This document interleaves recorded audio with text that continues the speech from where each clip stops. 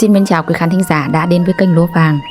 Trong chuyên mục đọc truyện đêm khuya đêm nay, chúng tôi xin gửi đến quý vị truyện ngắn Ân Hận của tác giả Bích Lương. Xin chúc quý vị có những giây phút nghe truyện thật vui vẻ, ý nghĩa. Đừng quên ủng hộ kênh bằng cách nhấn đăng ký, chia sẻ và bình luận dưới video bên dưới nhé. Còn bây giờ, sự diễn đọc của Thu Hà xin mời quý vị chúng ta cùng thưởng thức.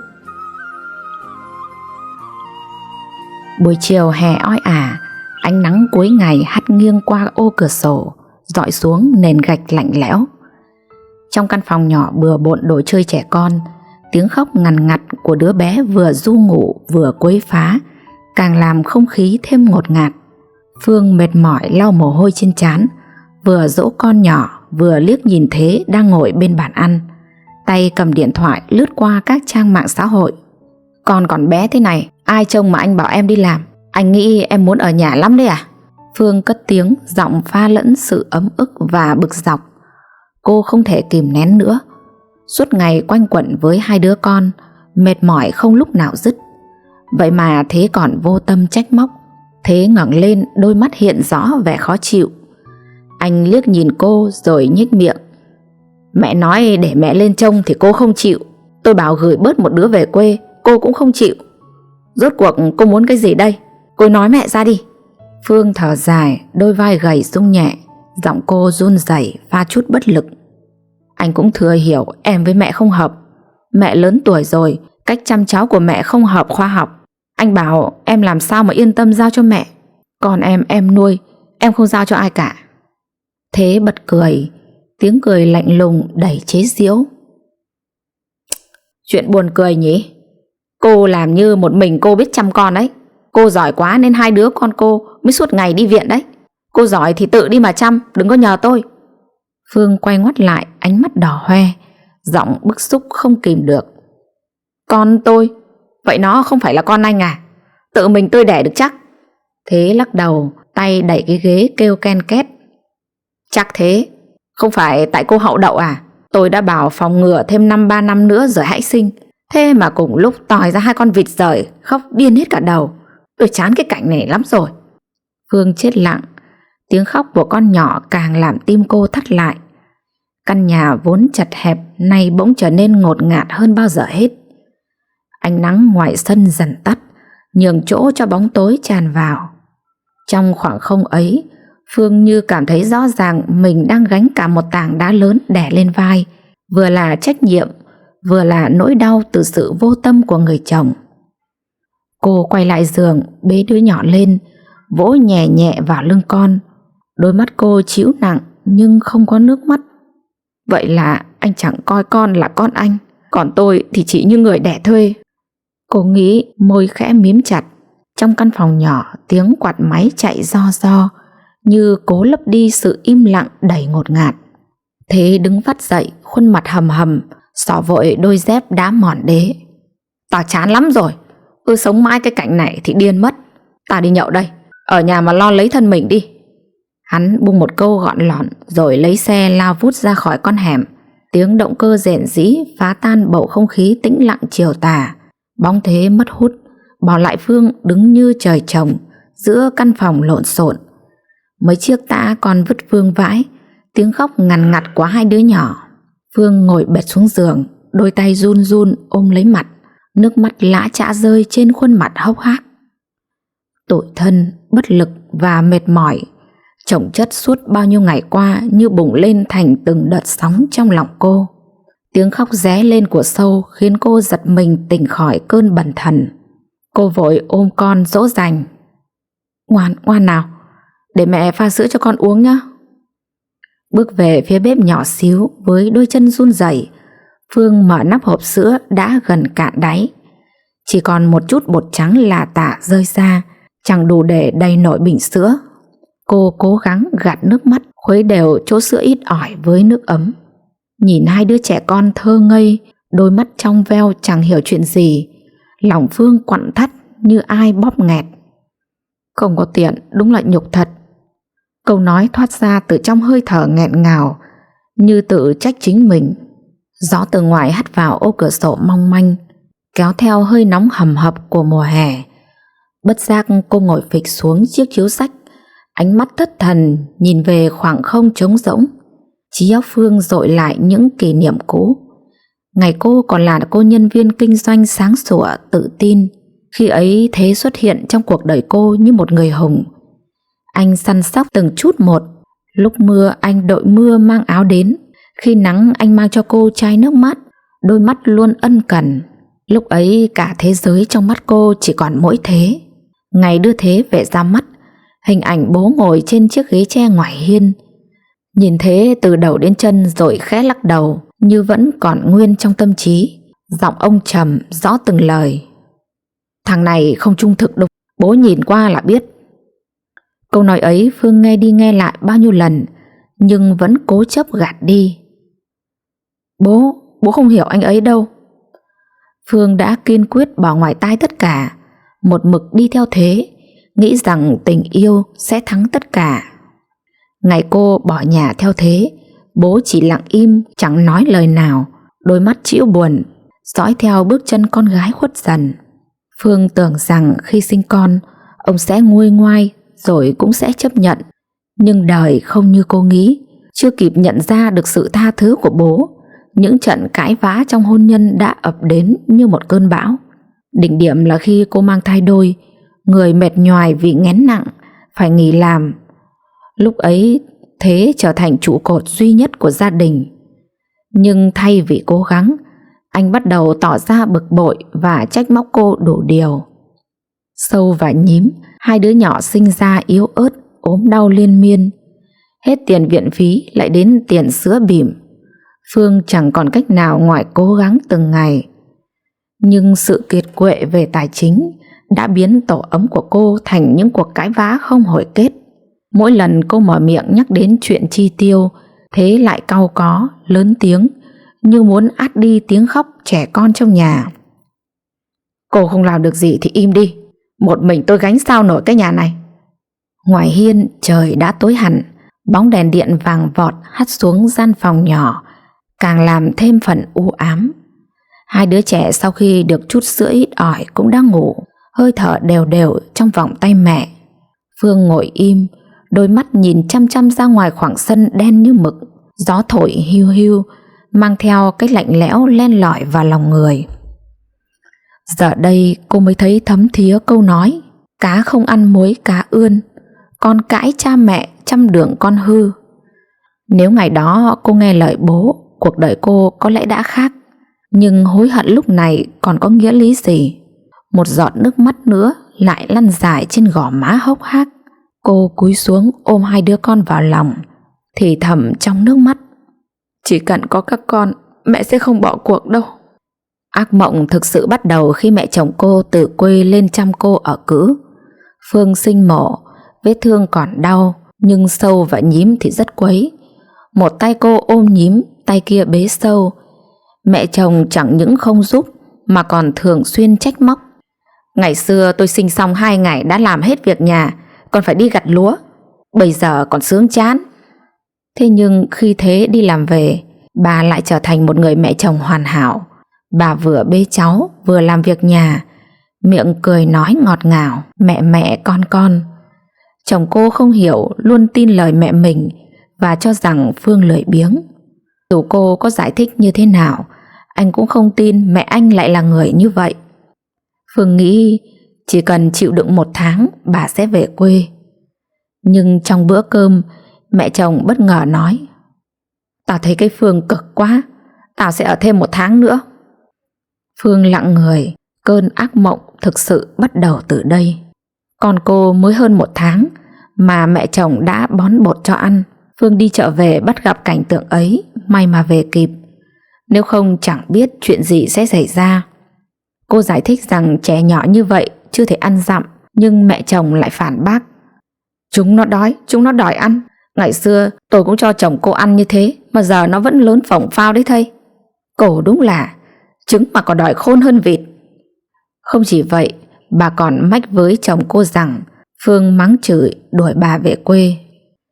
Chồng cô tất nhiên là đứng về phía mẹ mình. Anh trách mắng Phương và hai người cãi nhau một trận long trời lở đất. Phương khóc rất nhiều, nhưng trong cơn tuyệt vọng, Cô may mắn có được sự an ủi từ chị chồng. Chị luôn bênh vực Phương mỗi khi vợ chồng cô xung đột, thậm chí còn giấu giếm đưa cho cô vài trăm để mua đồ ăn cho đỡ thèm. Nhiều lúc Phương muốn ôm con về với bố, nhưng cô không đủ can đảm. Ngày đó cô đã cương quyết chạy theo tiếng gọi của con tim, bỏ lại người bố già cô đơn lầm lũi.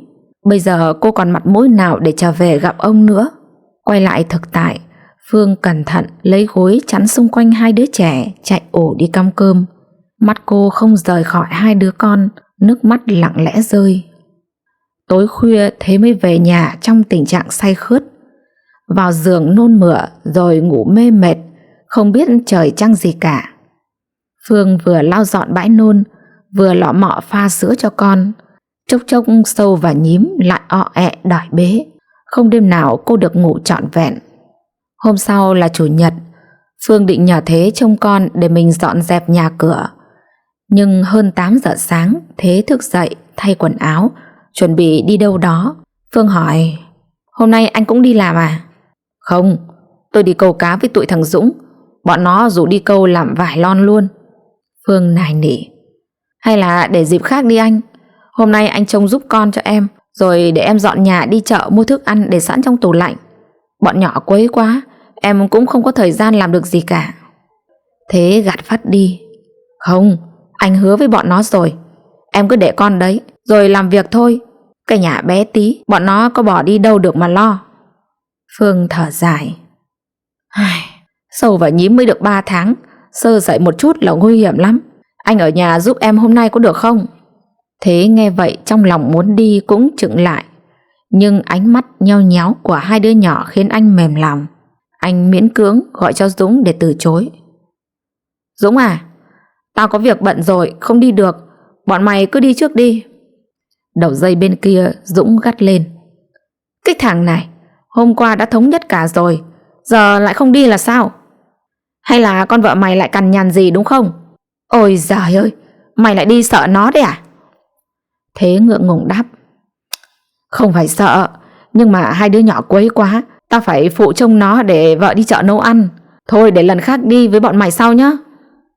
Dũng cười nhạo: "Ôi dào ơi, cơm nước là việc của đàn bà, có mỗi việc đó mà cũng không xong thì vứt đi. Vợ tao mà láo là tao tát cho vỡ mồm, ở đấy mà chăm với nom cái gì. Thôi bỏ đi, đi với bọn tao đi. Hôm nay có mấy con hả ngon lắm, không đi thì hối hận cả đời đấy." Thế lưỡng lự: Nhưng mà..." "Thôi, nhưng nhị gì nữa, nhanh lên. Mày không đi là thằng hèn đấy." Thế im lặng một lúc rồi đáp: "Thôi được rồi, đợi tao sang ngay." Dũng cười lớn: "Phải thế chứ, đàn ông phải cứng rắn lên, nhà là phải có nóc." Tắt máy, Thế quay sang nói với Phương: "Em đi chợ nhanh lên, tí anh có việc phải đi với sếp." Phương thắc mắc: "Việc gì thế hả anh?" Thế gắt gỏng: "Việc của anh thì làm sao mà em biết được. Thôi thôi, nhanh cái chân lên, không anh lại bị mắng bây giờ." Phương thở dài nhẹ nhàng hỏi: "Anh đi với bạn đúng không? Chẳng lẽ vợ con anh không quan trọng bằng bạn bè hả? Họ có ở với anh cả đời đâu, anh không thể dành một ngày để cho vợ con anh được sao?" Thế mất kiên nhẫn, giọng lạnh lùng: "Anh đã bảo là anh đi với sếp mà, đừng có dạy đời anh. Đàn bà thì an phận thổ thường, lo cho con cái đi, bớt nói lại." Phương không chịu nổi nữa, cô đáp lại: "Tại sao em không được quyền nói? Em là vợ anh, là mẹ của con anh cơ mà." Thế cắt ngang lời cô, giọng đầy sự khinh miệt: "Cô là vợ chứ không phải là mẹ tôi. Đến mẹ tôi còn không quản nổi tôi nữa là cô lấy tư cách gì mà xét nét tôi chứ? Tôi đi với bạn đấy thì làm sao? Tôi nai lưng ra làm nuôi cô nên biết điều một chút, bớt cào nhào đi." Nói xong Thế đi thẳng đến lấy chìa khóa xe định phóng đi. Phương giữ tay anh lại lớn tiếng: "Anh ở nhà trông con đi." Thế trừng mắt: "Bỏ ra." Phương kiên định: "Nếu hôm nay anh cương quyết đi thì chúng ta ly hôn đi, em không chịu nổi nữa rồi." Dứt lời cô buông tay anh ra để anh tự do lựa chọn. Nhưng Thế vốn chẳng mảy may nhận ra sự quan trọng của Phương, cũng không tha thiết gì với hai đứa con gái. Anh nhếch mép lạnh lùng phóng xe đi. Trong đầu anh, Phương chỉ là người phụ thuộc, chẳng thể nào rời bỏ anh. Ly hôn cô lấy gì mà sống? Anh nghĩ thầm và tiếp tục lao đi, để lại Phương cùng hai đứa con trong căn nhà trống trải. Nhưng thế đã lầm. Khoảnh khắc anh dỗ ga khỏi nhà, trái tim Phương cũng đã lên tiếng. Cô quyết định giải thoát cho bản thân và cho Thế. Phương bế hai con ra quán cơm đầu đường, mua một phần cơm. Về nhà cô ngồi ăn ngon lành, cảm giác như lâu lắm rồi cô mới có được một bữa cơm no nê. Sau đó cô cẩn thận xếp vali quần áo, bế hai đứa con và rời đi trong hôm đó. Về phần Thế, đi câu cá chỉ là cái cớ. Anh cùng đám bạn kéo nhau đi hát hò, rồi mỗi người chia nhau vui vẻ bên những cô gái trẻ trung gợi cảm. Trong vòng tay người lạ, Thế như lạc vào thiên đường, quên mất bản thân mình đã là người có gia đình, quên mất những lời hẹn trăm năm với người vợ tần tảo. Sau cơn hoang lạc, Thế trở về nhà trong tình trạng lâng lâng. Thấy cửa nhà không khóa, anh khó chịu lớn tiếng chửi. Cô làm cái trò gì vậy? Để cửa nhà như thế này hả? Nhưng chẳng có ai trả lời. Anh bước vào căn nhà trống trơn, lạnh ngắt, không bóng dáng vợ con đâu cả. Lúc này Thế mới cảm nhận được sự trống rỗng và lo lắng lạ thường. Anh nhìn quanh không thấy Phương và hai con đâu cả. Một nỗi sợ hãi mơ hồ bắt đầu dâng lên trong lòng anh. Thế nhớn mắt nhìn điện thoại, kim giờ đã chỉ qua con số 3 giờ sáng. Anh tự hỏi, giờ này Phương đi đâu? Chẳng lẽ cô ấy đã bỏ nhà đi thật? Nhưng suy nghĩ đó đã nhanh chóng bị gạt đi. Thế tự nhủ, Phương làm gì còn người thân nào để nương tựa? Mẹ cô mất sớm, hai bố con lầm lũi sống cùng nhau. Anh chắc chắn cô sẽ không về nhà bố. Thế cười nhạt nghĩ thầm, được rồi, để tôi xem cô đi được bao nhiêu lâu. Cái sai của người phụ nữ là quá tin tưởng vào người đàn ông của mình, còn cái sai của người đàn ông là xem thường người phụ nữ bên cạnh. Cả Thế và Phương đều mắc phải những sai lầm ấy, để rồi hôn nhân của họ rơi vào ngõ cụt như ngày hôm nay. Sáng hôm sau Thế thức dậy, vẫn đi làm như bình thường, chẳng chút lo lắng về việc đêm qua ba mẹ con Phương đã ở đâu. Trong lòng anh chỉ nghĩ hôm nay cô sẽ về, và khi đó anh sẽ mắng cho cô một trận, bắt cô xin lỗi đàng hoàng mới cho vào nhà. Nhưng mọi chuyện không như Thế nghĩ. Tan làm Thế trở về, căn nhà vẫn chìm trong màu đen tối, không gian yên lặng đến lạnh lẽo. Cơn giận bốc lên, Thế bấm điện thoại gọi cho cô, nhưng tất cả chỉ là tiếng tổng đài vang lên. Thuê bao quý khách vừa gọi tạm thời không liên lạc được, xin quý khách vui lòng gọi lại sau. Thế nghiến răng chửi thầm, được, có giỏi thì đi luôn đi, đừng có mà về nữa. Tối hôm đó Thế mua tạm hộp cơm, nhưng cơm tiệm làm sao sánh được với 3 bữa cơm Phương nấu. Vốn dĩ kén ăn, chưa ăn được nửa hộp, Thế đã vứt sang một bên. Bực bội, đốt thuốc liên tục, trong lòng anh tràn đầy khó chịu. Một ngày, 2 ngày trôi qua, nhưng bóng dáng mẹ con Phương vẫn bặt vô âm tín. Những ngày đầu ai rủ đi đâu Thế cũng có mặt, cuộc vui nào anh cũng tham gia đúng giờ. Không vợ, không con, Thế thấy mình tự do làm điều mình thích, chẳng cần bận tâm điều gì cả. Cuộc sống cứ như thể trong mơ. Nhưng đến cuối tuần mọi thứ bắt đầu khác đi. Nhà cửa bừa bộn không ai dọn, chén bát bẩn chồng chất, quần áo trong chậu đầy ứ chẳng ai giặt. Cơm tiệm Thế cũng đã ngán đến tận cổ.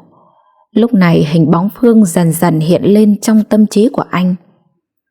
Anh bắt đầu nhớ đến những mâm cơm vừa miệng cô nấu, những bộ quần áo được ủi phẳng phiu, đôi giày được cô đánh bóng loáng. Cảm giác thiếu vắng và trống rỗng khiến anh bất giác buồn bã. Thế tìm đến men rượu để giải sầu, nhưng cô gái đẹp bên cạnh chỉ khiến anh vui vẻ nhất thời. Khi trở lại căn phòng một mình, cảm giác trống trải lại càng rõ rệt. Dù lòng tự trọng vẫn che lấp tất cả, Thế cố chấp không đi tìm Phương. Anh cố gắng phớt lờ mọi thứ, nhưng thực tế thì những điều giản dị mà cô từng làm cho anh giờ đây lại là điều khao khát nhất. Vừa hay đến ngày Thế lãnh lương, cầm tiền trong tay nhưng không còn vợ con bên cạnh, căn nhà trống trải khiến anh nhận ra rằng sự cô đơn của chính mình. Thế tiếp tục lao vào ăn chơi cùng đám bạn bè. Trong vòng 1 tuần đã tiêu gần hết cả tháng lương. Cơm ngoài nuốt không nổi, quần áo đem thuê giặt, lúc lấy về thì thiếu cái này cái kia. Nhưng vì tính cản nể, Thế không dám nói ra. Lúc này anh bắt đầu nhận ra người vợ mà mình từng chê trách lại thực sự cần thiết. Nhưng bây giờ cô ấy đi đâu? Thế cầm điện thoại gọi cho chị Bình. Chị Bình à, mấy hôm nay vợ em có gọi cho chị không? Không, sao thế? Không có gì. Chị Bình nghiêm giọng. Hai đứa lại cãi nhau rồi đúng không? Được rồi, để tí nữa tao sang. Thế thở dài. Mẹ con nó bỏ đi 2 tuần nay rồi, không thấy về. Chị có biết nó đi đâu không? Chị Bình mắng thẳng. Mày lại ỷ làm được mấy đồng bạc mà mắng chửi nó chứ gì? Không, em có mắng chửi gì đâu. Nó dỗi tự bỏ đi ấy chứ. Chị Bình quát lớn trong điện thoại. Tao còn lạ gì mày? Nó ở nhà chăm con cực bỏ mẹ ra, mày không biết thương có lên giọng mắng mỏ. Giờ nó không chịu được, nó đi rồi để mày sống một mình cho biết cảnh. Thế bực mình cãi lại. Chị là chị em hay là chị nó mà bênh nó ghê thế? Nó cũng có vừa đâu. Tiều hoàng bỏ mẹ ra, đưa bao nhiêu cũng không đủ. Gặp mặt là đòi tiền như em nợ nhà nó ấy. Chị Bình hỏi lại giọng đầy mỉa mai. Thế bình thường mày làm được bao nhiêu tiền 1 tháng? Thế trả lời. Hơn 10 triệu. Nói chung là từ 12 đến 15 triệu, nhưng ít khi vượt qua 15 lắm. Chị Bình cười lớn. Tao cười mày đấy. 15-16 triệu mày đưa cho nó mà mày làm như là lớn lắm. Mày có biết thực phẩm bây giờ đắt đỏ như thế nào không? Cầm 100.000 ra chợ mua được gì? Chưa kể mắm muối, dầu gội, sữa tắm, gạo ga, các thứ khác nữa. Mày tưởng vợ mày cầm tiền sướng lắm à? Phải suy nghĩ đong đếm làm sao để đủ chi tiêu cho cả tháng. Thế cãi. Nhưng mà em đi làm cũng mệt lắm chứ. Chị nghĩ ngồi không mà làm ra tiền được đấy à? Tao không có nói là mày không cực, nhưng vợ mày còn cực nhọc gấp mấy lần. Chăm con nhỏ mệt lắm, chả sung sướng gì đâu. Tao là mẹ rồi, tao hiểu rõ. Nếu con ngoan may ra còn thở được, chứ nó cứ quấy như nhím với sâu thì có mà mệt bỏ xử ra. Thế giờ tao hỏi, giữa đi làm và giữ con, mày chọn cái nào? Thế Phì cười. Chị cứ nói quá lên. Ngày xưa các cụ sinh cả chục đứa vẫn nuôi được đấy thôi. Ngày xưa khác, bây giờ khác, có giống nhau đâu mà mày so sánh. Mày có suy nghĩ như vậy thì sống một mình đi cho giải nợ. Thôi tao tắt máy đây. Thế nghe vậy vội níu lại. Mà chị đang làm gì đấy? Sang dọn nhà cho em đi, sẵn tiện đi chợ nấu cơm cho em ăn luôn. Ăn ngoài chả ra cái gì cả. Chị Bình từ chối thẳng thừng. Thôi tao bận lắm, chả rảnh đâu mà sang cho mày. Thuê giúp việc theo giờ mà dọn đi. Vậy thế nhá. Nói xong chị Bình tắt máy, thở dài thườn thượt. Tiền đâu mà thuê với mướn, còn cơm thì nhìn thôi đã thấy sợ rồi. Anh liếc nhìn đống hỗn độn trong nhà, tặc lưỡi sắn tay áo lên bắt đầu dọn dẹp. Chỉ là dọn nhà thôi mà, có gì ghê gớm đâu chứ. Nhưng sự thật thì khác xa với tưởng tượng. Căn nhà nhỏ nhưng dọn mãi vẫn không xong, hết chỗ này đến chỗ kia.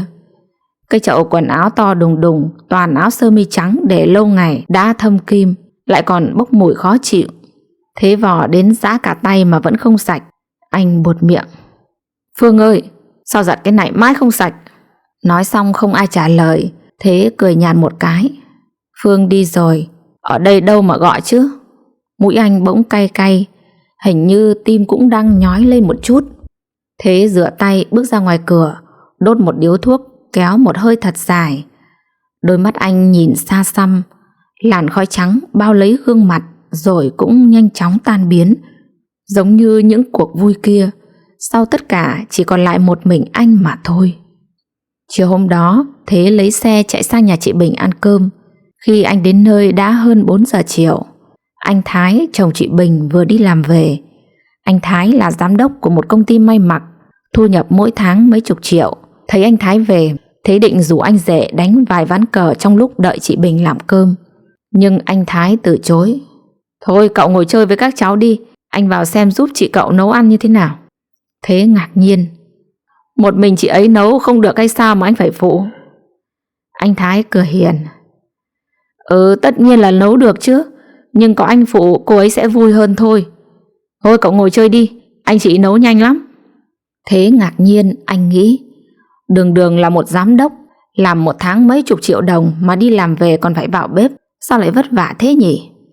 Để giải đáp những câu hỏi trong lòng, Thế đi vào gần bếp nhìn xem họ làm gì. Anh thấy anh Thái đang làm cá, còn chị Bình ngồi gọt rau củ. Hai người trò chuyện vui vẻ. Anh Thái hỏi chị: em hôm nay ở nhà có gì vui không? Thế thầm nghĩ: ở nhà thì có gì vui, suốt ngày quanh quẩn bếp núc, có đi đâu đâu mà biết. Thế mà chị Bình cười trả lời anh Thái: hôm nay em đi chợ gặp lại bạn cũ, bọn em đi uống nước rồi đi ăn, kể lại chuyện ngày xưa đi học, vui lắm anh ạ. Mà cậu ấy bây giờ làm bên công ty dệt Hoa Mai đó anh. Cậu Đức đấy có phải không em? Hôm trước anh gặp cậu ấy sang công ty anh hợp tác, nhưng bận quá, chỉ chào hỏi mấy câu rồi thôi. Vâng, anh Đức anh ạ. Nghe cậu ấy nói vừa mua nhà ở gần chợ, vợ cậu ấy xinh ghê, nói chuyện cũng dễ thương nữa. Cô ấy bằng tuổi em mà nhìn trẻ hơn em nhiều. Đây, anh nhìn đôi mắt em đây này, đã có nếp nhăn rồi đấy. Thế nhíu mày: Đức chẳng phải là người yêu cũ của chị Bình hay sao? Sao chị ấy dám nói chuyện như vậy với anh Thái nhỉ? Mà anh Thái không ghen hay sao? Anh Thái mỉm cười nói: cô ấy làm sao mà trẻ hơn em được. Anh thấy em xinh hơn nhiều, lại còn nấu ăn ngon khéo léo, chẳng ai qua nổi vợ anh đâu. Chị Bình cười tít cả mắt: thôi đi, em tự biết nhan sắc của mình như thế nào mà. Anh đừng có mà làm em ảo tưởng. Anh nói thật mà. Trong lòng anh, vợ anh là đẹp nhất. Đôi mắt chị Bình sáng ngời hạnh phúc. Chị còn ném cọng rau vào người anh Thái. Hai người cứ như là mới yêu nhau, dù đã lấy nhau hơn chục năm. Từ khi lấy nhau, Thế chưa từng ngọt ngào với Phương như thế. Cả đến giờ cơm, anh Thái phụ chị Bình sắp cơm ra mâm, rồi đem chai rượu ra rủ Thế làm vài ly cho ấm bụng. Nửa tháng nay Thế mới được ăn cơm gia đình. Anh liền ăn 2 bát lớn. Ăn xong chị Bình lên phòng với bọn nhỏ học bài. Dưới nhà chỉ còn 2 người đàn ông. Anh Thái hỏi: thế vợ chồng cậu sao rồi? Thế uống cạn ly rượu rồi trả lời: nó ông con bỏ đi rồi, em cũng chả biết là đi đâu nữa. Sao cậu không đi tìm mợ ấy? Một thân bổng bế 2 đứa con rồi ăn ngủ ở đâu? Thế cũng muốn đi tìm Phương, nhưng vẫn cứng miệng: mặc kệ nó, đi được thì về được, em không quan tâm. Anh Thái cười cười: vậy từ lúc mợ ấy đi, cậu thấy cuộc sống độc thân như thế nào? Em thấy bình thường. Có thật là bình thường không? Sao anh thấy cậu không bình thường chút nào cả? Trong lòng cậu như thế nào, cậu là người hiểu rõ nhất. Nhưng anh có vài lời góp ý với cậu như thế này: phụ nữ vốn thiệt thòi hơn chúng ta rất nhiều. Họ hy sinh sức khỏe để sinh con cho chúng ta, bỏ cả sự nghiệp để lui về làm hậu phương cho chúng ta phát triển. Vì vậy phải yêu thương, trân trọng vợ mình cậu ạ. Nhiều người họ hỏi anh tại sao làm giám đốc mà việc lớn nhỏ gì cũng hỏi ý kiến vợ. Anh chỉ cười và trả lời họ rằng vợ là người kề vai sát cánh với mình, là người cùng mình đồng cam cộng khổ, thì mình phải tôn trọng cô ấy, nhẫn nhịn cô ấy cũng chẳng có gì sai. Sợ vợ không phục, để vợ mình khóc thì mình mới đáng suy nghĩ cậu ạ. Cậu là một người thông minh, chắc cậu cũng đã hiểu khúc mắc của mình ở đâu rồi phải không? Thế cúi mặt thở dài.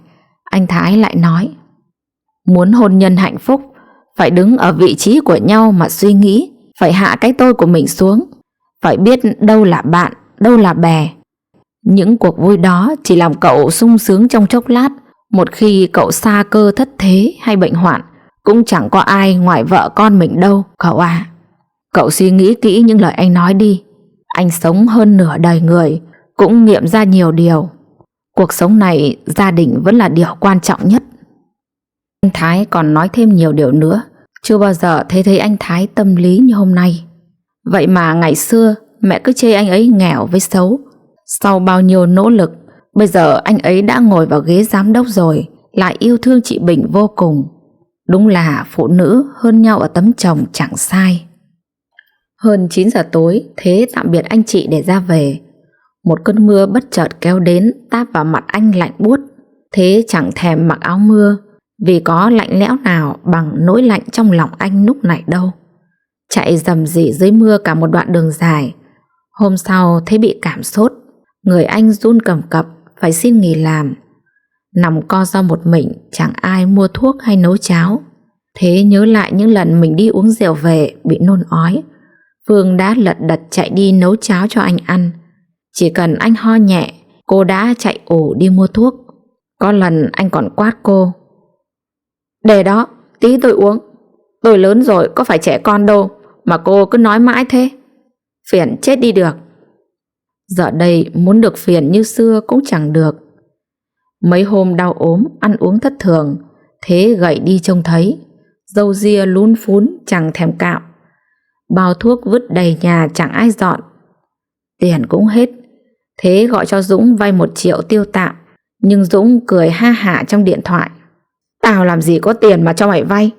Năm nay dịch bệnh, ai cũng khó khăn cả." Thôi tao biết rồi. Mày sao thế? Mấy lần gần đây không thấy mày đi chơi với bọn tao. Hay có hàng ngon nào mày giấu chơi một mình đấy à? Thế rít một hơi thuốc, chán nản trả lời: "Hàng họ gì? Đang chán như con gián đây. Con vợ tao ôm con bỏ đi rồi, đi đâu tao còn chẳng biết nữa là." "Ôi dào ôi, thế thì cho đi luôn đi. Tao ghét nhất là cái loại đàn bà dỗi tí là xách quần áo về nhà ngoại. Mai mốt nó về, mày phải dằn mặt cho một trận cho nhớ. Nhà chứ có phải cái chợ đâu mà muốn đi thì đi, muốn về thì về. Mày có thấy vợ tao không?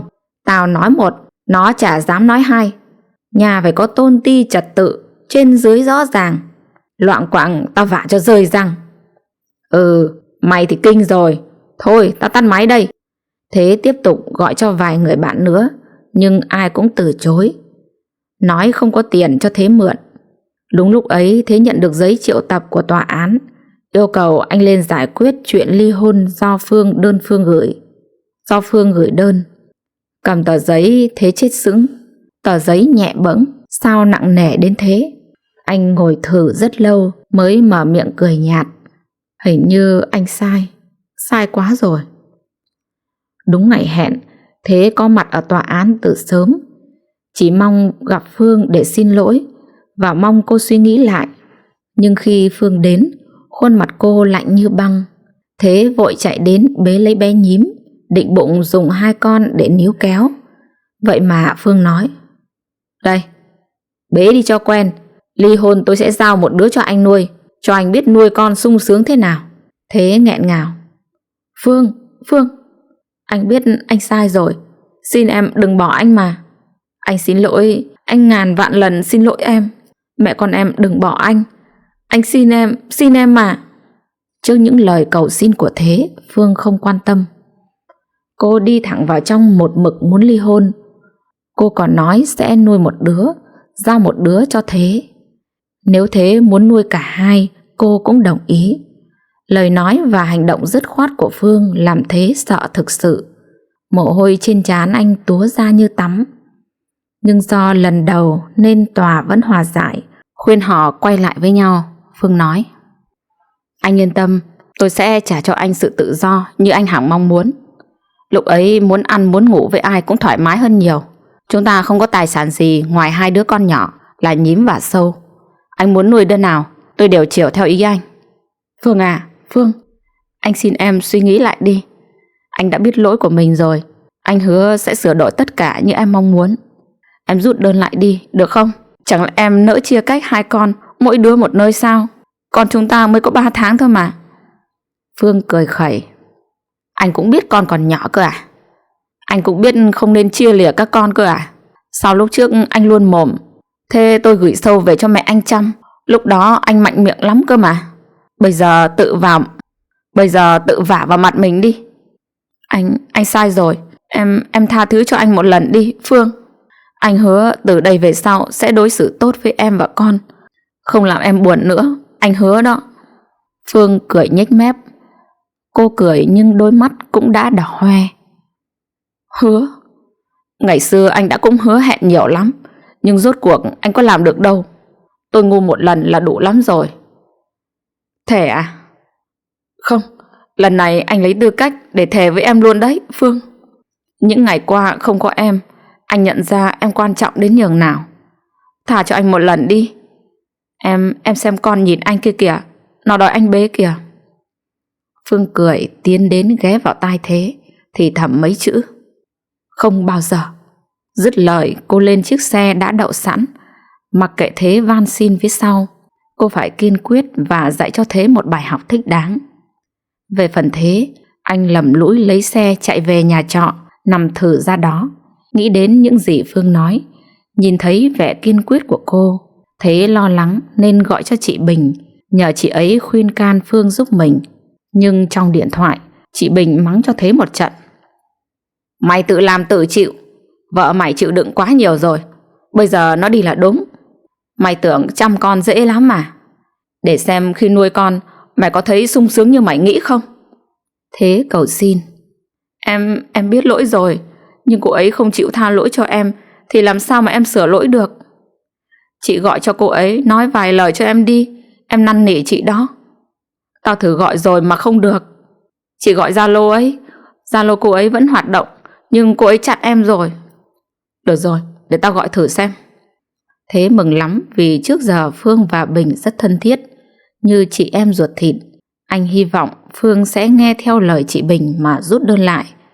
Thế nhưng khi chị Bình gọi lại, giọng chị ủ rũ: Em nó nói không thay đổi quyết định đâu. Nó nhắn mày chuẩn bị mà chăm một đứa đi.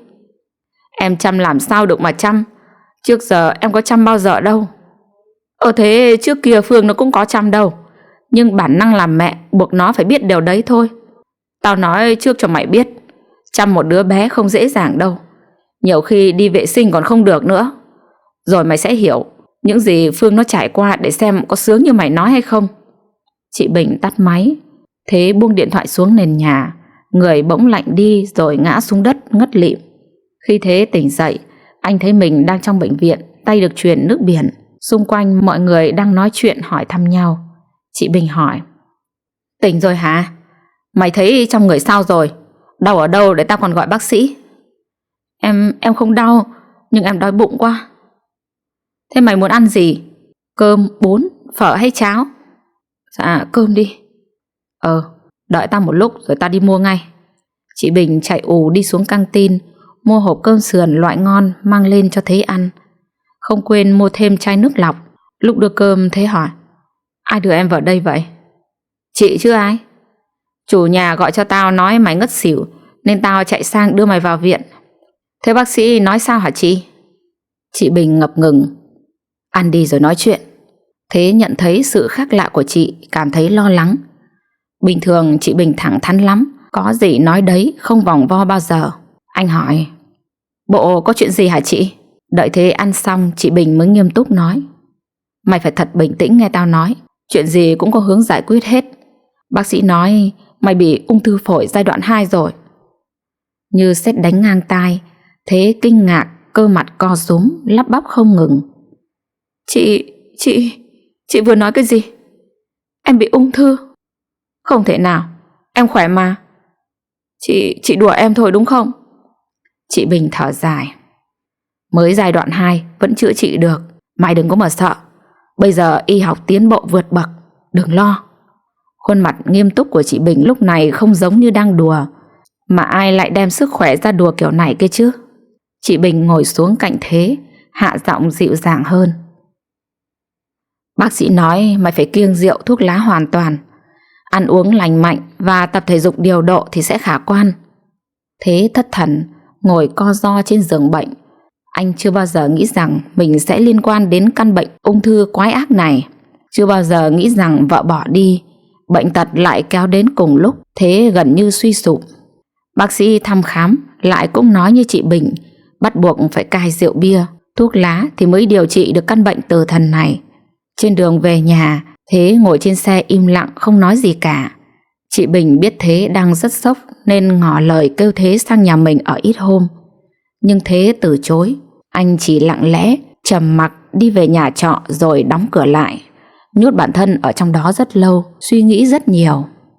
Ngoài trời bỗng đổ cơn mưa, từng hạt rơi xuống mái nhà lộp cộp. Thế thấy lạnh quá. Ngày hôm sau anh đi làm sau một đêm mất ngủ, người mệt mỏi, mắt thâm đen.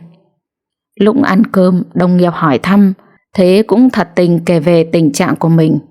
Đồng nghiệp nghe xong thì cũng an ủi anh vài câu, nhưng lúc vào nhà vệ sinh, Thế mới biết bộ mặt thật của bọn họ, nhất là Dũng, người thân với Thế nhất. Dũng đang phì phèo thuốc lá, nói với mấy người khác: Ê, bọn mày biết gì không? Thằng Thế nó bị ung thư phổi rồi đấy. Thật thế á? Giai đoạn mấy rồi? Nó nói bị giai đoạn 2, nhưng ung thư thì có nước chết chứ sống gì. Nhà nào có tiền thì sống lâu một chút, không có tiền thì chết sớm thôi. Dạo này bọn mày thấy nó có lạ lạ không? Ăn mặc thì lôi thôi, làm việc thì không tập trung, bị sếp mắng suốt. Chắc là nó biết bệnh nên sợ đấy. Mà thôi kệ nó đi, quan tâm làm gì.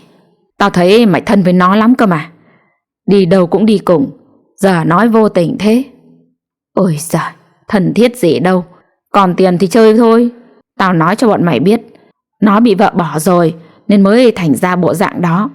Thằng đó coi vậy chứ ngu lắm, tao nói gì nó cũng nghe hết. Lại còn mê gái nữa, lần nào chơi gái mà xài hàng cũ tao giạt ra. Thế mà nó có biết con mẹ gì đâu, ngu thì chết chứ bệnh tật gì. Tiếng Dũng cười vang vọng trong nhà vệ sinh.